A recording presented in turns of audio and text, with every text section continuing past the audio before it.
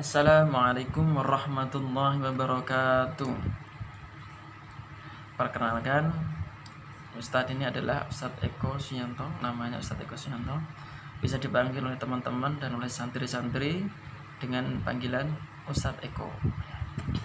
Sebelumnya mari kita berdoa dulu, semoga daring ini tidak berlangsung lama dan Allah segera pertemukan kita dalam ikatan dalam sebuah pembelajaran di Ponpes Hidayatun Najah seperti pada umumnya, seperti normal seperti dulu ya, sebelum terjadinya virus COVID-19 ini.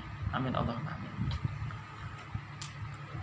Selanjutnya Ustadz akan menerangkan ya tentang santri-santri yang ingin mengikuti jalur kitab, karena di Ponpes itu ada dua jalur. Yang pertama adalah jalur kitab dan yang kedua adalah jalur Al-Quran. Untuk jalur Al-Quran ini insya Allah oleh koordinator Quran sudah dijelaskan ya. Untuk Ustadz, karena Ustadz ini adalah koordinator kitab, jadi Ustadz akan menjelaskan santri-santri yang memilih golongan kitab.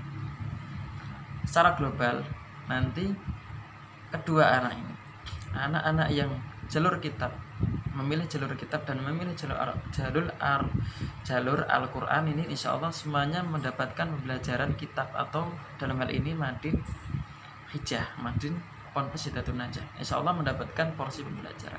Perbedaannya hanyalah jika anak-anaknya ini adalah memilih Al-Quran, maka pembelajarannya selama satu hari cuma satu kali di pembelajaran sore. Untuk yang jika memilih kitab, maka pembelajarannya porsinya dua kali, di pembelajaran pagi dan di pembelajaran sore. Adapun pembelajaran pagi ini bagi yang kitab tentunya itu mulai jam 7:30 sampai jam 8:40. Ini untuk yang kitab. Untuk yang Quran nanti ya urusannya dia ngaji Al-Quran untuk jam segitu selama 3 hari, kalau nggak Senin, Selasa, Rabu, Kamis. Untuk yang sore insya Allah dimulai dari jam 15.30 sampai jam 16.40. Dalam hal ini semua ranah, baik jalur kitab atau jalur Quran, mengikuti pembelajaran atau madin sore ini.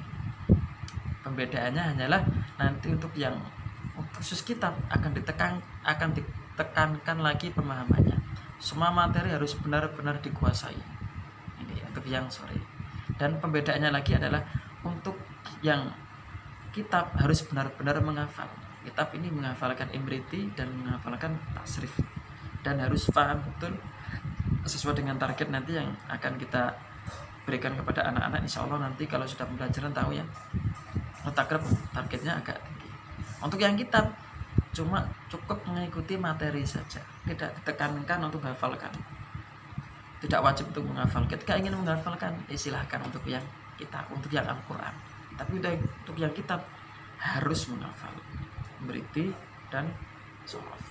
Nah ya, ada pembelajarannya kalau di pagi. Ustaz terangkan yang pagi dulu. Yang pertama adalah musyawarah Imriti 2 kali nanti, ada di sore dan ada yang di pagi. Di pagi dinamakan, materinya dinamakan musyawarah Imriti, karena pembelajarannya lebih dalam lagi. Kedua adalah hafalan, nanti ada hafalan. Yang ketiga adalah sorokan, nanti ada sorokan seperti wasiwaku tawi siwak mustahabun ikut dan sunatakan, seperti itu ya, itu namanya sorokan. Untuk yang sore perjalanan adalah Imriti, ada yang sorof, ada yang takrib, hafalan dan sorokan. Ya, ini untuk yang sore.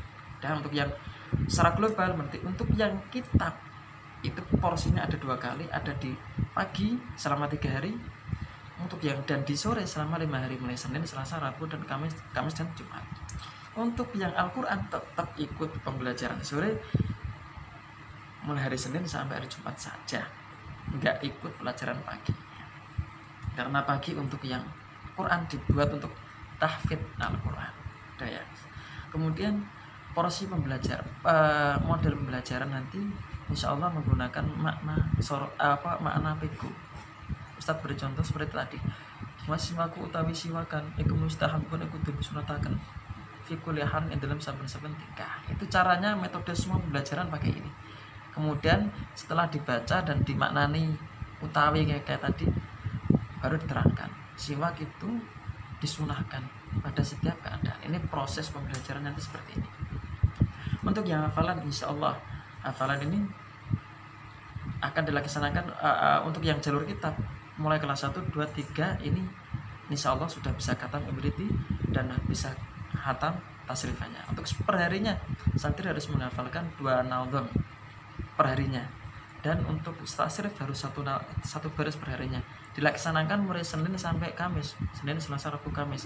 Kalau Imriti 2 hari per hari berarti dikali 4, 2 dikali 4 berarti 8. Untuk yang sorof 1 dikali 4 berarti 4, berarti selama 1 pekan, selama Senin sampai Kamis, santri-santri harus menghafalkan 8 nadham Imriti dan 4 nadham, 4 baris tasrifan. Dan itu semua disetorkan kembali, yang dihafalkan setorkan kembali di hari Jumat atau kita sebut dengan setor pekanan.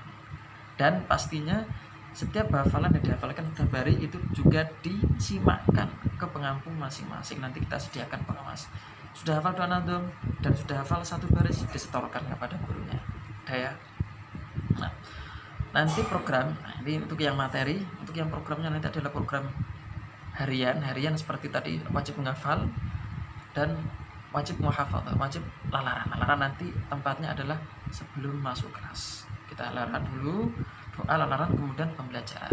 Untuk yang hafalan perharinya yaitu dilaksanakan, wajibnya dilaksanakan setelah tahajud jam, kalau nggak jam setengah 4 ya, setengah 4 dilaksanakan penghafalan, hafal disetorkan dan di murojaah malam setelah isya waktunya. Ini yang wajib digunakan untuk menghafal. Untuk yang tidak wajib terserah santri, bisa menggunakannya di waktu pas waktu intidor adzan, kemudian sambil menunggu digunakan untuk menghafal. Ini yang tidak wajib. Terserah nanti santri-santri bisa mengatur waktunya untuk waktu-waktu yang selain ustadz dan ustadzah tentukan. Ini program harian. Ada yang program pekanan ya, hari Jumat itu program pekanan. Ada yang program bulanan, ya ini musyawarah, latihan musyawarah. Latihan musyawarah ini yang bertanggung jawab adalah walas. Setiap kelas diajari musyawarah. Siapa yang mengajari? Walas. Ya. Ini yang bulanan.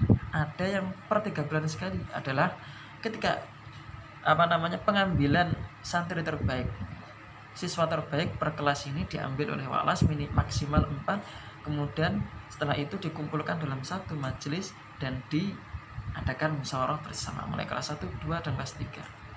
Ini untuk yang per 3 bulan. Untuk yang per semester adalah uji publik di tes bacanya. Di depan dites, yang mengerti siapa para guru di depannya. Di bacaannya wasiwaku tahu siwakan dan lain sebagainya, pakai kitab takrib. Untuk yang per tahun ada MTK, nanti ada lomba, dilombakan, dites, ya seperti lomba itu. Ada pun lombanya adalah kitab Imriti. Imriti ini yang dilombakan, yakni apanya? Hafalannya. Yang paling bagus hafalannya dan paling paham tentang materi Imriti ini diujikan. Mulai kelas 1, kelas 2, dan kelas 3. Dan siapa yang memilih adalah wali kelas diniyah. 2 terbaik di kelasnya dikirimkan untuk dilombakan antara kelas 1, 2 dan kelas 3. Untuk per tahun yang kedua, ini per tahun ya MTK. Untuk yang terakhir per tahun terakhir adalah uji publik kubro. Ini uji publik yang adanya hanya di kelas 3. Untuk yang per semester semua kelas ada. Semua jenjang ada per semester, uji publik per semester. Uji publik kubro hanya ada di kelas terakhir, kelas 3 nanti. Sebagai syarat kelulusan juga nanti. Ya juga seperti itu tadi, di tes depannya ada orang. Cuma kawasannya muatannya agak besar sekali, agak meriah, agak geden-geden istilahnya seperti itu. Dan dites pula di panggung nanti untuk yang kelas 3. Sekian untuk sedikit pemaparan Ustadz. Maaf kalau Ustadz ada salah kata, mungkin banyak salah kata. Ustadz doakan sebelumnya semoga kita bisa bertemu dalam ranah pendidikan, kita bisa belajar bersama. Amin Allahumma amin. Assalamualaikum warahmatullahi wabarakatuh.